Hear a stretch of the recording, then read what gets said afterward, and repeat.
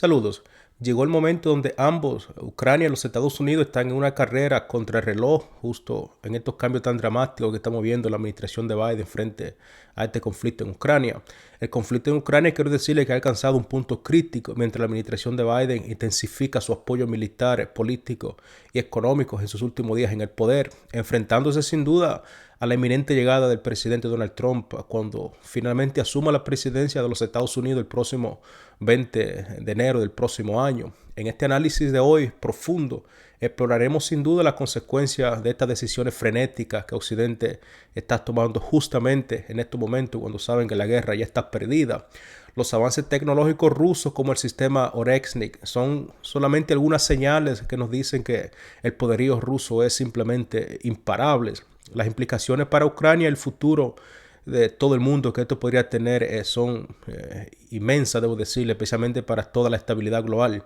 Por lo que yo pregunto, ¿estamos al borde de una crisis mayor o el umbral de un cambio estratégico? ¿O quizás estaremos viendo el colapso de Ucrania? La situación en Ucrania, independientemente de todo lo que nosotros vemos en los medios de comunicación tradicionales, es muy crítica y se torna cada vez más peligrosa a medida que los partidarios de la guerra adoptan posturas que son cada vez más frenéticas, más despiadadas y desesperadas y, por supuesto, temerarias en su intento de prolongar este conflicto durante los 2 próximos meses que le quedan en el mando antes de que el presidente Donald Trump asuma sus cargos.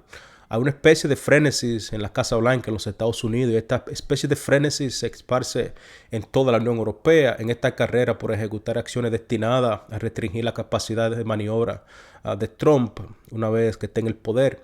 Y yo creo que si analizamos con gran medida las decisiones que ha tomado el presidente Biden en las últimas semanas, nos da claramente que estas son señales que nos dicen que está en un estado de desesperación, porque este tipo de actitud, francamente, resulta extraordinaria y contraria al espíritu del sistema constitucional estadounidense. Sin embargo, quizás ese sea el menor de los problemas, dicho sea de caso, porque lo que realmente preocupa es que esta aceleración de las decisiones que han tomado los estadounidenses parece ver que está encaminada hacia una crisis que es aún mucho más profunda. Y aún sospecho que quienes están detrás de estas decisiones, quienes sea que las toman, es decir, aquellos temerosos, enojados y desesperados, no tienen la mínima idea y tampoco comprenden plenamente la realidad de la situación en Ucrania y tampoco comprenden las consecuencias de sus actos, porque si lo entendieran, me imagino que si aún tiene algo de razonamiento lógico, no hubieran tomado estas decisiones. No obstante, estoy convencido de que sus esfuerzos resultarían infructuosos. Cuando el presidente Donald Trump asuma la presidencia en menos de 2 meses, aproximadamente un mes y medio en los Estados Unidos, tomará un gobierno que, pese a los desafíos, y debo mencionar que son muchos desafíos que va a enfrentar el presidente Donald Trump, pero pese a todos esos desafíos será mucho más sólido y controlado que el gobierno que él lideró en su primer mandato en el 2017. Preveo que su prioridad sería estabilizar el escenario internacional, el cual está caótico, obviamente, por las acciones que ha tomado la administración de Biden en los Estados Unidos y todos aquellos neoconservadores. Y quizá Trump intentaría evitar un deslizamiento mayor hacia una crisis global, quizá un enfrentamiento directo con Rusia. Pero mientras tanto, queda 2 meses de pura incertidumbre y angustia que atravesar acá. Es decir, de aquí a que pasen 2 meses pueden pasar muchas cosas. Recientemente el Financial Times publicó un artículo muy interesante que expresa esta dinámica y el artículo señala también que el presidente Joe Biden busca consolidar su legado frente a Trump mediante una ráfaga de políticas en sus últimos días de la Casa Blanca. Biden, recordemos que tiene los días contados como presidente de los Estados Unidos y está aprovechando estos días para hacer las cosas imposibles. Según el artículo, el presidente saliente, el presidente Biden, está redoblando todos sus esfuerzos en Ucrania y promoviendo nuevas medidas judiciales y económicas, incluso en contra de la Constitución de los Estados Unidos, incluyendo, por supuesto, imponer nuevas sanciones a Rusia. Sabemos que Biden está trabajando duramente para completar unos nuevos nombramientos y ha enfatizado duramente la importancia de subsidiar la manufactura. Y yo me pregunto, Si él ha enfatizado la importancia de subsidiar la manufactura, ¿por qué esperó hasta que sus 4 años de mandato se estén terminando para implementar esta medida? Es simplemente una cuestión. Sin embargo, los nombramientos judiciales se enfrentan a obstáculos importantes, ya que requerirían la aprobación del Senado. Sin la aprobación del Senado, estos nombramientos nunca serían efectivos, algo muy difícil de garantizar en tan poco tiempo, considerando la situación tan volátil que existe en los Estados Unidos hoy. En cuanto a los subsidios industriales, debo decirle que aunque puedas implementarse efectivamente esas acciones, su efecto puede revertirse fácilmente con decisiones tomadas por la próxima administración del presidente Donald Trump. Por lo tanto, eh, esto respecto a estas cosas no creo que parezcan ser los pilares centrales del legado de Biden. No creo que este serían el legado que el presidente Biden intenta construir. La realidad es que cuando hablamos del legado de Biden nos referimos principalmente a todos sus esfuerzos por fortalecer a Ucrania lo más posible antes de que Trump asuma la presidencia, porque Biden siempre ha asumido que si van a llevar a cabo negociaciones en Ucrania, entonces Ucrania debería hacerlo de una posición de poder, y para poner a Ucrania en una posición de poder, entonces el suministro de dólares, armas y accesorías políticas es esencial. El objetivo es claro: dejar, considero yo, a su sucesor en una posición en que sea prácticamente imposible modificar sustancialmente la política hacia Ucrania. Según el Financial Times, Biden y su equipo han tomado decisiones de última hora para fortalecer la posición de Kiev en el campo de batalla, o al menos eso es lo que ellos eh, pues se hicieron creer que podrían lograr con reforzar la posición en Ucrania, lo que en teoría mejoraría su capacidad de negociación frente a Rusia. Sin embargo, esto simplemente considero yo es una conjetura, porque sin embargo esta perspectiva ha sido cuestionada. El académico británico Matthew Blackburn, en uno de sus brillantes artículos publicados en National Interest, argumenta que estas acciones no fortalecerían la posición de Ucrania en futuras negociaciones frente a Rusia. Él dice que al contrario,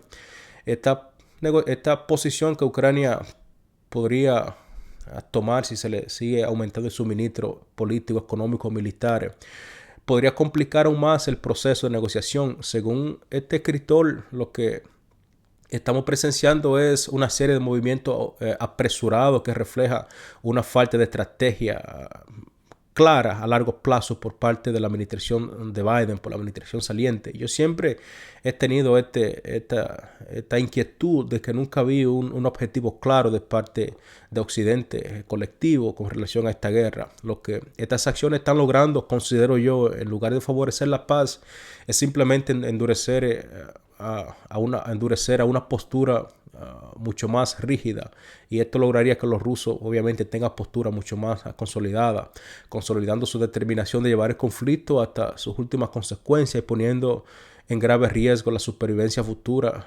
de Ucrania como nación independiente. Este punto merece especial atención, considero yo, y si no le prestamos especial atención, creo que estaremos destinados a fracasar en esta misión con llevar la paz a Ucrania, ya que en la última hora el ministro de Relaciones Exteriores de Rusia ha emitido declaraciones muy fuertes, declaraciones muy significativas al respecto, que abordaré de hecho más adelante en este programa.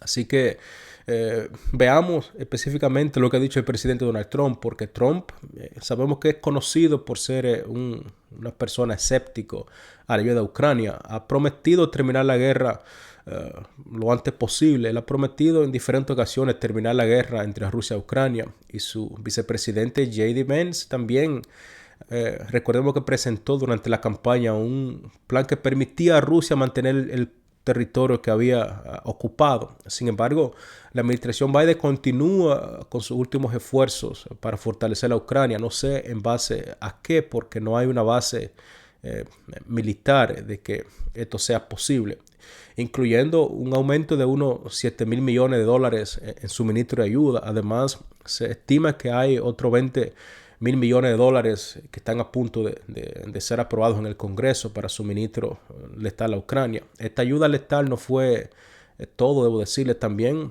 vemos un cambio drástico en la política sobre el uso de armas proporcionadas por los Estados Unidos. Entre estas medidas podemos encontrar aquellas que destacan como la aprobación de armas de largo alcance, como aquellos misiles Atacan. Además, esto le abrió la puerta para que los británicos proporcionaran aquellos misiles Storm Shadow y que los franceses podrían proporcionar los misiles Scalp. Bien, además, esto se permitió también el despliegue de minas antipersonales en territorio ucraniano. Según The Hill, un pequeño grupo en el Congreso respalda fuertemente esta estrategia, aunque no se ha revelado quiénes específicamente integran este bloque. Probablemente yo considero que se trata más bien de una minoría, incluso dentro del Partido Republicano. Así que no creo que esto finalmente sea aprobado por el Congreso de los Estados Unidos. No creo que lleguen hasta este punto. Este grupo, considero yo, busca aprobar en la próxima semana una ley que obliga, de hecho, a la administración de Trump a mantener la asistencia económica, política y militar a Ucrania. Esto es, debo decirle, algo que nunca ha pasado en la historia de los Estados Unidos. Esto es independientemente de la voluntad del presidente Trump. Sin embargo, aún no hay un consenso puro sobre la forma que tomaría dicha enmienda. Desde un punto de vista constitucional, debo decirles que este tipo de propuestas genera serias dudas. Además, yo creo que atar las manos del presidente a la conducción de política exterior, especialmente cuando se refieren a guerra, eso sería una violación flagrante a las prerrogativas ejecutivas. En cualquier caso, yo creo que parece poco probable que el Congreso apruebe esta legislación. El presidente de la Cámara de Representantes, Mike Johnson, ha expresado su preocupación al respecto. Él ha dejado bastante claro su posición a tales iniciativas y es poco previsible que haya un rechazo considerable entre los republicanos en ambas cámaras. Por lo tanto, esto es simplemente una de todas las cosas que los occidentales han hecho en esta guerra. Es una fantasía y siempre se han aferrado en este tipo de fantasía. Y cuando ven que las fantasías fracasan, porque por supuesto que van a fracasar, siempre se inventan otra. Una estrategia alternativa podría ser intentar provocar a Rusia para que tome medidas extremas, lo que podría generar algún tipo de apoyo en el Congreso para aprobar más ayuda económica a Ucrania. Este enfoque, sin embargo, sería extremadamente muy imprudente y peligroso, debo decirle, porque yo creo que Occidente no está en las mejores posiciones para tratar de provocar a Rusia. La realidad es que la financiación estadounidense para Ucrania, ya independientemente de todo lo que se diga, está llegando a un punto crítico, ya está prácticamente agotada. Desde abril, debo decirle que no se ha aprobado ninguna nueva asignación significativa y los $7 millones que el presidente Biden está hablando, que intenta reunir, eso es simplemente para hacer una representación de un esfuerzo desesperado para mantener la guerra activa, al menos mientras él está en el poder. Europa, por su parte, no está en condiciones de compensar la falta de apoyo estadounidense. La financiación y el suministro de armas por parte de los países europeos ha sido insuficiente hasta este punto y el escepticismo entre los legisladores europeos crece con cada derrota que Ucrania sufre en el campo de batalla, crece con cada misil que los rusos disparan y crece con cada día que pasa, independientemente de lo que pasa en el campo de batalla. Sin el respaldo de los Estados Unidos, lamentablemente, para aquellos que están patrocinando esta guerra, la guerra en Ucrania se tornaría insostenible financieramente y como consecuencia militarmente. De hecho, es probable que veamos un cese significativo en la ayuda económica y militar en cuanto se agoten los recursos actuales. Ya el presidente Donald Trump lo ha expresado públicamente. En este contexto,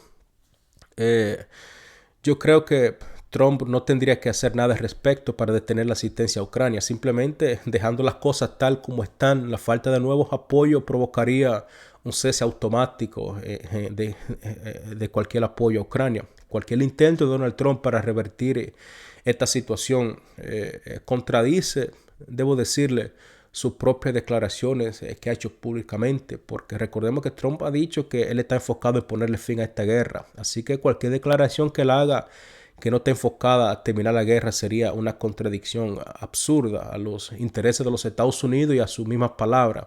En cambio, Yo creo que la próxima administración en enero marcaría un punto de inflexión, pero los intentos de obligar a Trump a mantener las políticas actuales probablemente fracasen. Yo creo que estas políticas están destinadas a fracasar incluso mucho antes de despegar.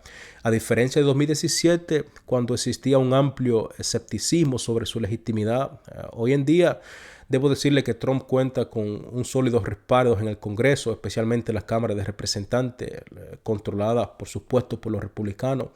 Esto le daría a Trump prácticamente un cheque en blanco para pasar cualquier legislación sin ninguna oposición sólida. En paralelo, el panorama internacional también refleja una escalada de tensiones sin precedentes. Tenemos conflictos esparciéndose en todas partes del mundo. Recientemente vimos este golpe de Estado patrocinado por los Estados Unidos, Turquía e Israel en Siria.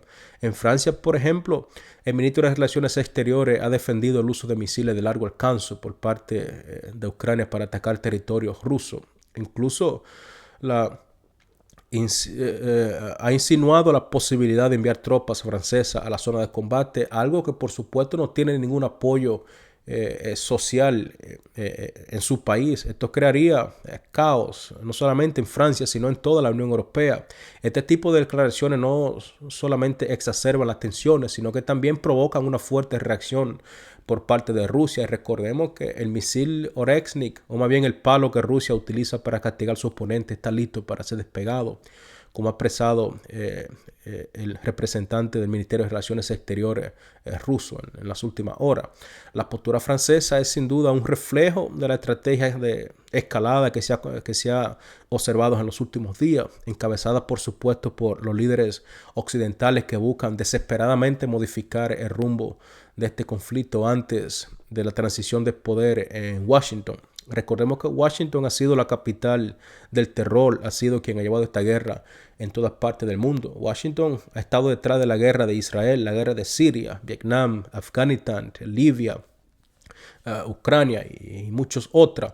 Sin embargo, esta medida no solamente complica la posibilidad de llegar a un acuerdo negociado y alimentar y que finalmente tenga la paz y quizá alimentar un ciclo de reacciones que podrían alejar significativamente las perspectivas de paz. La portavoz del Ministerio de Relaciones Exteriores de Rusia, María Zakharova, ha declarado públicamente que las acciones tomadas por los europeos, particularmente aquellas acciones tomadas por los irresponsables políticos franceses, solamente lograrían poner en duda la existencia misma de la sobrevivencia de Ucrania como Estado independiente. Esta afirmación contrasta directamente con las teorías expuestas en el Financial Times, que sostiene prácticamente el mismo punto, que la maniobra del presidente Joe Biden de buscar fortalecer la posición de Ucrania como último intento de respiro mientras está en el poder es simplemente una decisión muy aventurera que no se basa en las condiciones actuales en el campo de batalla, que simplemente son acciones que están destinadas a fracasar. No tengo duda de que la Zarazova esté, digamos, hablando con seriedad con respecto a este punto. Yo creo que ella está alineada perfectamente con las posturas de Kremlin y eso es específicamente lo que nos presenta, porque desde la perspectiva rusa lanzar misiles hacia su territorio no hará más que endurecer su posición, lo que demuestra una grave malinterpretación de la situación por parte de quienes creen que esto podría llevar a Moscú a suavizar su postura. Yo creo que esto simplemente es una fantasía, no hay ninguna base táctica, política o militar en el campo de batalla que nos diga que los rusos van a suavizar su postura. En paralelo, el ministro de Relaciones ruso ha hecho comentarios muy importantes. Recordemos también que el ministro de Relaciones alemán Boris Pistorius ha subrayado que el conflicto en Ucrania dejó de ser una guerra regional hace ya mucho tiempo. Según Pistorius, Rusia ha transformado su economía para el esfuerzo bélico, logrando fabricar en 3 meses tantas armas y municiones como los europeos pueden producir en un buen año en toda la Unión Europea. Esta declaración yo creo que pone en evidencia la fragilidad de la capacidad defensiva europea. Pistorius también insta a Alemania a invertir significativamente en sus capacidades bélicas, en su capacidad defensiva, aunque muchos expertos y muchos funcionarios de defensa han llegado a la conclusión de que esto sería una tarea sumamente difícil para los europeos, es decir, incrementar su capacidad bélica. Esto se tardaría décadas en el mejor de los casos, porque dicha capacidad no es algo que se puede lograr en un plazo corto de tiempo. Es un proyecto a largo plazo que podría tomar mucho sacrificio, con una inversión económica sin precedente. Por lo tanto, podemos decir que tardaría décadas en materializarse bajo, considerando que serían las mejores circunstancias, ¿no? Porque, por su parte, yo creo que el general ucraniano retirado, Suksi, ha señalado también recientemente que Europa no está en las mejores condiciones, es decir, no está preparada para enfrentarse a Rusia en un conflicto prolongado. En una entrevista afirmó que mientras el número de objetivos aéreos rusos sigue creciendo, la cantidad de sistemas de defensa aérea en Europa es limitada y es prácticamente extremadamente costosa, es decir, mantenerla en su funcionamiento. Eso, por supuesto, sin mencionar el costo que eso implicaría modificar estas instalaciones. Este general advirtió que incluso los sistemas más avanzados como los F-16 y los F-35 y los sistemas de defensa Patriot podrían agotarse en cuestión de meses, ya que las municiones necesarias para interceptar aquellas bombas rusas guiadas son suficientemente caras. Por lo tanto, incrementar su producción no es simplemente ir a la fábrica y decir quiero que aumente la producción. Es algo mucho más compleja. Por ejemplo, es improbable que países europeos o incluso el mismo Reino Unido disponga al menos 5.000 proyectiles Patriot, lo cual pone en entredicho la capacidad de defensa colectiva que tiene la Unión Europea. Estas declaraciones reflejan una dura realidad. Aquella narrativa optimista de ciertos líderes europeos y ciertos líderes británicos sobre enfrentarse a Rusia, yo creo que carecen de todos fundamentos militares realistas. Recordemos que Rusia tiene capacidades bélicas que son simplemente inigualables en todo el mundo. La capacidad bélica rusa supera ampliamente a la europea y esta brecha no solamente persiste, sino que se agrava con cada tiempo que transcurre. Según estimaciones recientes, Rusia produce actualmente 4 veces más armamento al año que lo que produce toda la Unión Europea. Esto es, por supuesto, sin mencionar algunos sistemas ofensivos que Rusia tiene que no posee Occidente. Europa lamentablemente no está preparada, aumentando la diferencia con Europa con cada día que pasa. Posiblemente Rusia también posee más municiones y armas que las que existen en todos los Estados Unidos.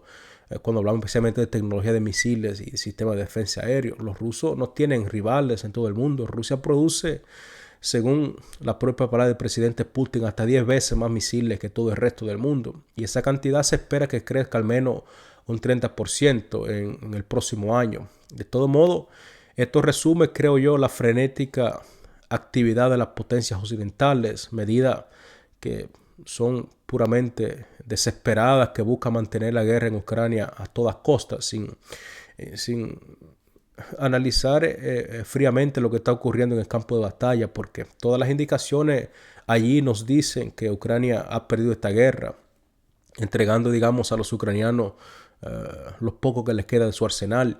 Sin embargo, no existe un objetivo claro ni un anuncio concreto sobre una estrategia definida con relación a esta guerra. Yo creo que nunca ha existido.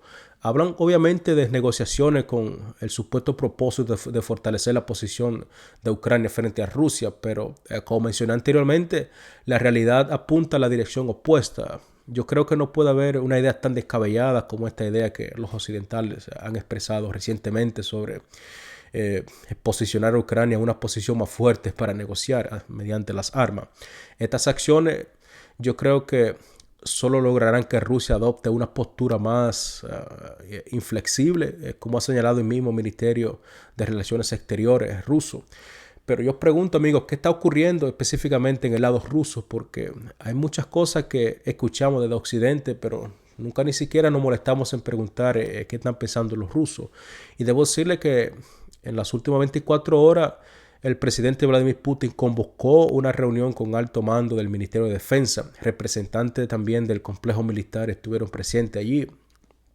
Aquellos representantes del complejo militar industrial de Rusia y diferentes representantes de muchas entidades desarrolladores de sistemas de misiles. Según el portal oficial de Kremlin, Putin ofreció detalles sin precedentes sobre el misil Oreshnik, una de las armas, digamos, podemos decir más avanzada en desarrollo que existe hoy en día. Lo que destaca de esas declaraciones sobre el misil Oreshnik es que es un arma hipersónica, un arma de precisión convencional diseñada para operar con un poder destructivo similar al de un arma nuclear. Y yo creo que mucha gente no le está prestando atención a lo que se refiere con este misil. Recordemos que es un misil que se compara de hecho con un arma nuclear, especialmente cuando se despliega en masa.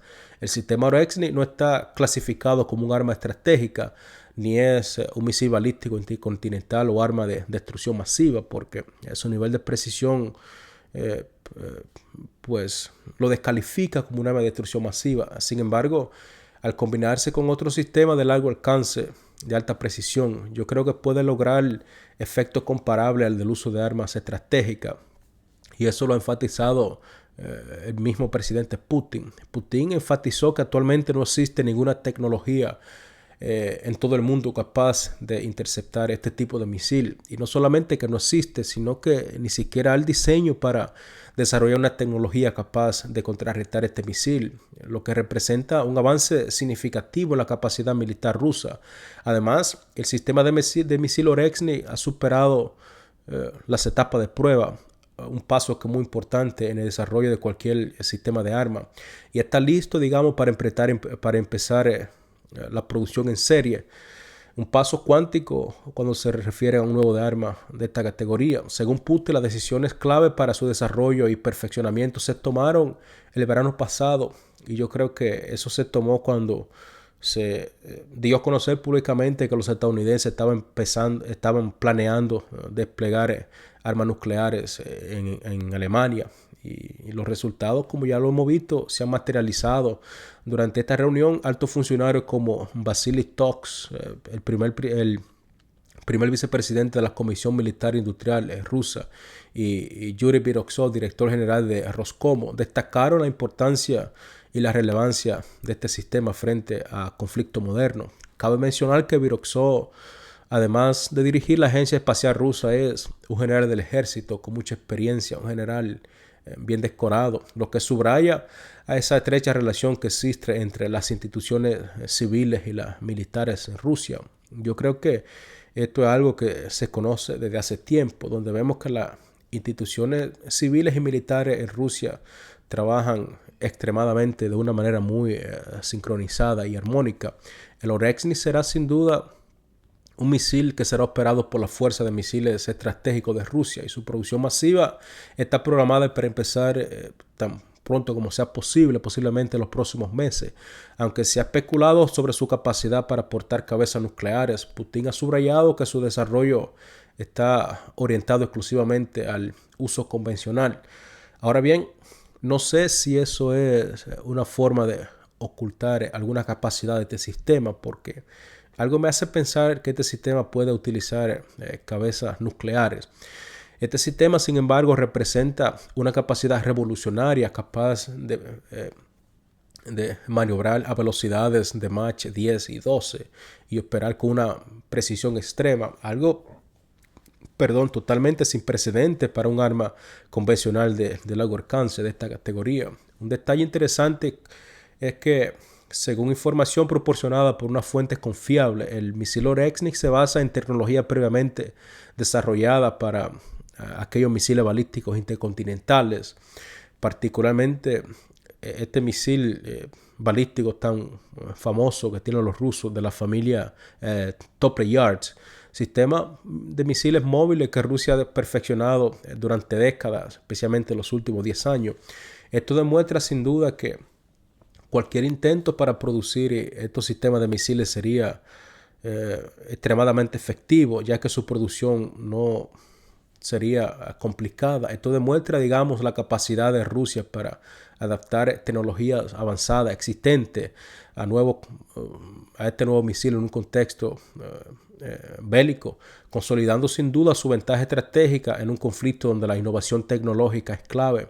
Desde la década de 1980, si mi memoria no me falla, estos sistemas de misiles han estado en producción en serie y se han desplegado ampliamente desde sus inicios. Según algunas declaraciones que hemos tenido acceso recientemente sobre estos sistemas de misiles, se menciona de que estos misiles se producen de manera modular, comparables a un conjunto de Lego, ya que fueron diseñados desde sus inicios para integrarse de diversas formas o diversas configuraciones. Esto les permite a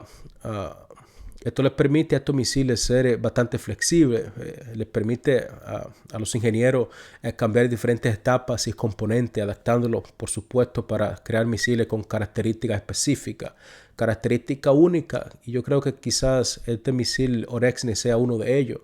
Algunos de estos sistemas cuentan, según lo que yo comprendo, con alcances intercontinentales y están equipados con ojivas nucleares. En ocasiones, estas ojivas incluyen, por supuesto, vehículos hipersónicos, vehículos de deslizamiento hipersónico que son, según los medios de defensa existentes actuales, imposibles de interceptar, mientras que otros sistemas de misiles como el Orexni está diseñado para llevar ojivas convencionales destinadas a combates no nucleares, y eso es muy importante recalcar estas partes. Y debo decirles que una fuente confiable, aunque esta fuente reconoce estar especulando sobre esta información, pero sugiere que estas ojivas convencionales podrían de hecho contener un explosivo de alta capacidad, un explosivo de última generación. Inicialmente yo entiendo que este explosivo fue desarrollado, tal como lo comenté de hecho en uno de mis programas anteriores, por Alemania, y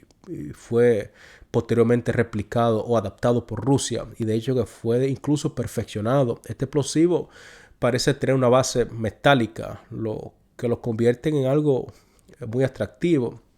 Esto le confiere una característica única que no se había observado antes en este tipo de armamento. Por lo tanto, podemos decir que si esta especulación es real, parece que los rusos han combinado diferentes tipos de tecnología en este misil.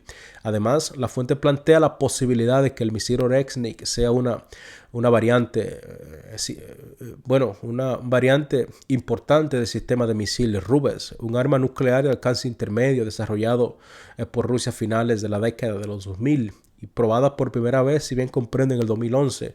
Y yo creo que es una especulación que podría ser cierta, porque recordemos que aquellos misiles de alcance intermedio fueron cancelados por unos acuerdos que hicieron, así que puede ser real. Además, se especula que cuando estos misiles operan con ojivas nucleares se clasifican como Rubes, mientras que cuando operan con ojivas convencionales avanzadas se identifican como Orexni. Y entonces, si esta teoría es correcta, tendría implicaciones muy preocupantes, ya que esto dificultaría enormemente para que los sistemas de inteligencia estadounidenses determinen si el misil desplegado es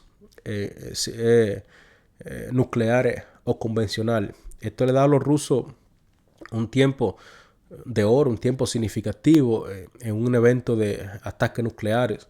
Este desafío se agrava aún más con la reciente decisión de Putin de reducir el umbral nuclear de la doctrina rusa, posiblemente en respuesta al desarrollo de esta capacidad tecnológica de vanguardia que los rusos obviamente cuando hicieron aquellas modificaciones sabían que ya poseían.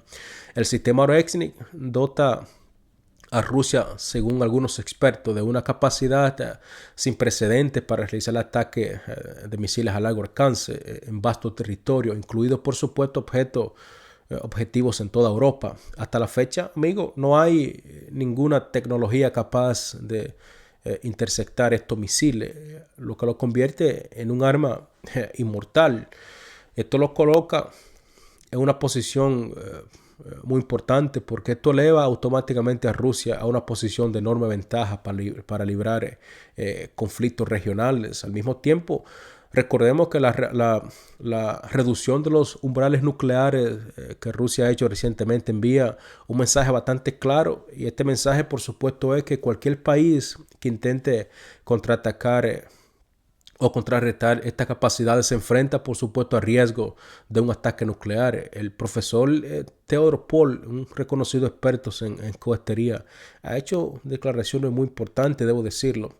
Él ha discutido extensamente la naturaleza del misil Oreshnik en varias entrevistas recientes que ha dado en diferentes medios. Aunque no he tenido la oportunidad de ver aquellas discusiones con bastante atención, pero sí espero que en el futuro tenga algo de tiempo para ver qué puedo aprender sobre las explicaciones de este experto. Porque sin duda lo que su análisis como especialista presenta en este campo, yo creo que podría proporcionar una autoridad incuestionable sobre estos sistemas de misiles que, siendo franco, muy poco sabemos al respecto. Según testimonio de terceros, solamente puedo decir que este señor ha confirmado que esta arma representa una capacidad nunca antes vista, lo que sin duda subraya su carácter innovador y potencialmente alarmante de este nuevo sistema de misil. A pesar de esta advertencia, amigo, Occidente parece que no ha levantado cabeza, porque aún estamos viendo cómo diferentes asesores ucranianos, como el mismo Mike Polovak, ha intentado minimizar la importancia de este desarrollo, negando incluso su existencia, aunque el propio presidente Volodymyr Zelensky ha mencionado y ha reconocido la importancia de este desarrollo públicamente y la relevancia de este misil. Sin embargo, parece que a Occidente no le ha llegado el mensaje muy claro, o al menos podemos decir de que no ha hecho un esfuerzo significativo para captar el mensaje. En medio de estas tensiones, incertidumbres, surgen por supuesto informes de que el presidente Trump podría nombrar a Rick Grenell como acompañante de su enviado especial para mediar la disputa que existe entre Rusia y Ucrania, aunque también se ha sugerido en diferentes medios, diferentes reportes, que un ex abogado del presidente Trump podría de hecho asumir esta función. Aún debo decirles que no hay claridad al respecto sobre quién finalmente liderará estos esfuerzos diplomáticos junto al general Kellogg. Y bueno, cualquier persona que sea, solamente le deseo suerte y espero que estas personas sean lo suficientemente inteligentes y estén lo suficientemente informados para lidiar con este conflicto, porque en el campo de batalla los informes recientes indican un retroceso sin precedentes de la fuerza ucraniana. Según algunos reportes preliminares, las fuerzas ucranianas están considerando retirarse de Kurakhov, una posición sin duda estratégica, al parecer por considerarlo indefendible. Esta retirada podría resultar en pérdidas significativas para el ejército ucraniano, similares a la sufrida en semanas atrás en la región de Burledar. Además, se reporta que los rusos también han alcanzado a las afueras del río, del pueblo, de aquellas fortificaciones que se encuentran en Novosílica, al sur de Kurakhov y al oeste de Vuhledar. Además, están duramente atrincherándose en el río Soja.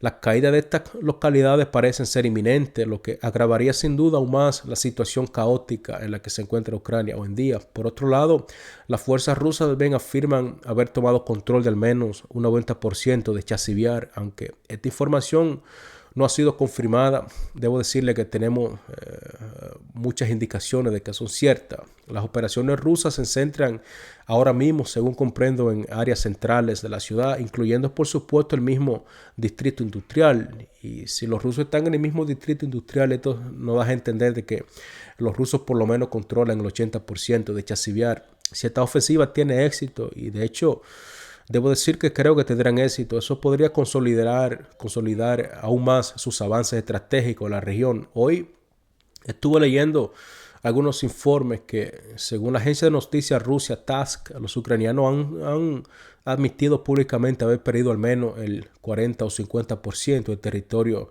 que antes controlaban en la región de Korch. Y eso es un acontecimiento muy importante, porque los ucranianos se han apresurado a enviar toda su brigada élites y los mejores equipos hacia la región de Korch sin resultado positivo alguno.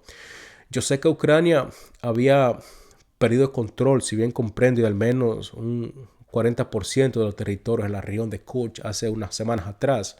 cerca de la frontera con Rusia, que de hecho, había recuperado con una ofensiva que hicieron en agosto. En un momento, recordemos que Ucrania controlaba efectivamente aproximadamente 1.700 o 1.376 kilómetros cuadrados en la región de Korch, pero ahora ese territorio se ha reducido significativamente a casi la mitad. Según la fuente actuales que tenemos, se dice que Ucrania controla alrededor de unos 780 kilómetros cuadrados. Sin embargo, considero de que estas cifras podrían ser una exageración de la situación actual. Basándome en los reportes disponibles y en mis análisis de la situación actual, yo creo que la realidad es prácticamente opuesta. El bolsillo es la región de Korch, aquel bolsillo que los ucranianos han hecho en Rusia, se ha disminuido drásticamente a un número que muchos lo dicen que se ha disminuido al menos un 60% de su tamaño original.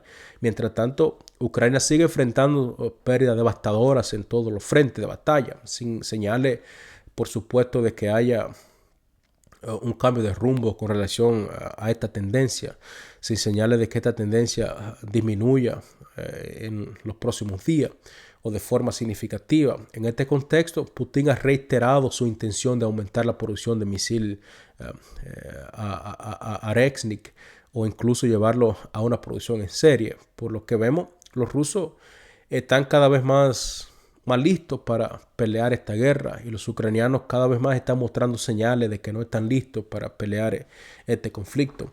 Putin advirtió nuevamente que Rusia está lista para utilizar el misil Orexnik para atacar posiciones estratégicas en toda Europa.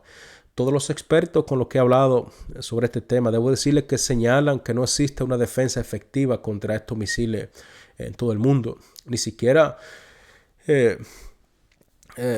para los ataques convencionales que los rusos podrían ejecutar en Europa existe una defensa efectiva en toda Europa. Es decir, no se trata simplemente de este misil Orexnik, sino se trata de su vasto arsenal que los rusos poseen en este momento. Europa no está preparada para contrarrestar esta amenaza que los rusos podrían representar.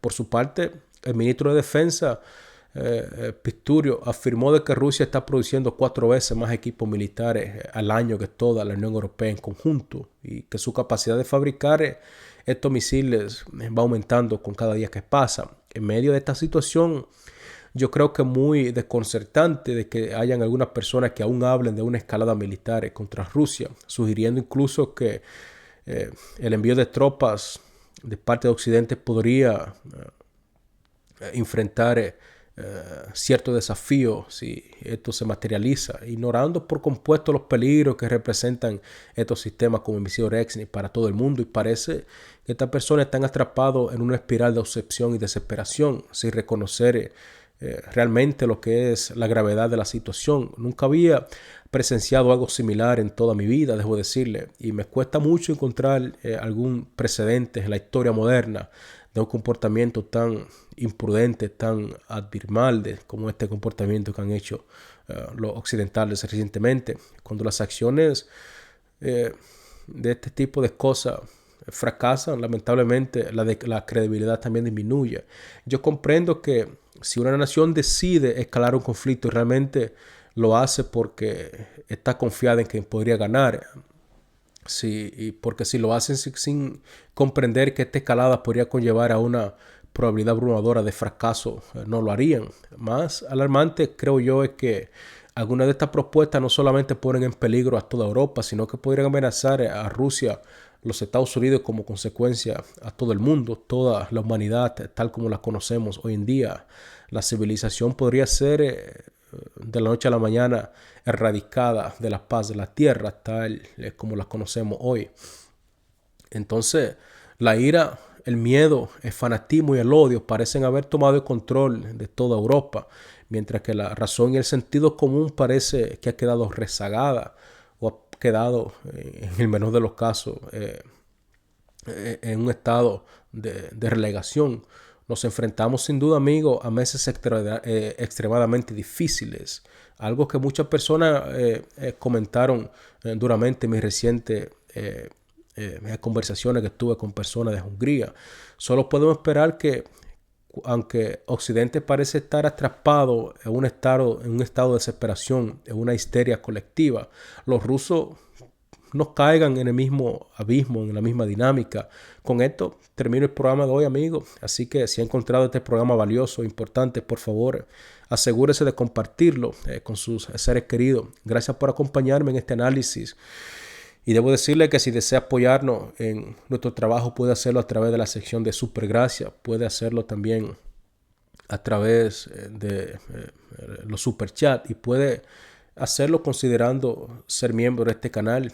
Debo decirle que sus aportes, sus ayudas nos ayudaría a poder seguir brindándoles contenido tan importante como esto. Y bien, me gustaría hacer una pregunta final. ¿Qué cree que sucedería en los próximos meses mientras que Trump se prepara para tomar el control de los Estados Unidos? ¿Lograría Ucrania restablecer su posición o veremos quizás un cambio más drástico en la política internacional? Tu perspectiva sin duda es vital para reconocer este debate. Nos vemos en el próximo episodio. Estén bien y esperemos verlo en el próximo programa.